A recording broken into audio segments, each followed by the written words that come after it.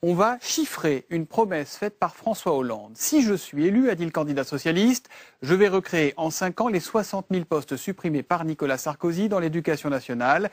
Et François Hollande a chiffré cette mesure à 2,5 milliards d'euros. Depuis, grosse polémique et grosse querelle sur ce que ça coûterait. Alors ici, nous ne sommes ni de droite ni de gauche. Nous allons simplement décoder cette promesse. Et pour ça, on reprend tout depuis le début. François Hollande veut donc créer 60 000 emplois dans l'éducation en 5 ans. Ça veut dire qu'il en crée 12 000 en 2012, puis 12 000 en 2013, 12 000 en 2014, etc.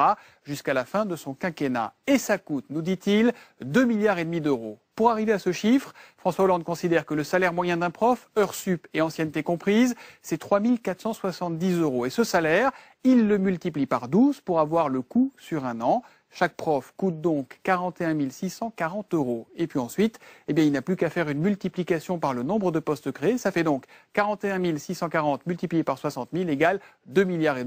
CQFD, taratata, répond le gouvernement qui lui fait une autre addition et arrive à un total de 7,5 milliards. Dans la majorité, on estime que cette mesure coûte bien 500 millions la première année, en 2012, là-dessus tout le monde est d'accord.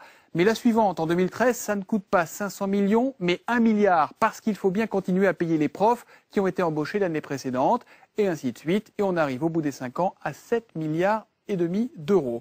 Alors qui a raison, qui a tort? Réponse d'un économiste. Il faut qu'on sache exactement ce qu'on chiffre, si c'est le coût instantané ou si c'est au contraire le coût sur toute la durée de la mesure envisagée. Certains vont même jusqu'à dire que cette mesure coûtera 100 milliards. Pourquoi? Parce qu'ils considèrent le coût budgétaire des postes créés sur toute leur vie professionnelle, plus le montant additionnel des pensions, des retraites que ça va susciter et qui évidemment seront à la charge de l'État. Donc sur 80 ans, ça coûtera 100 milliards.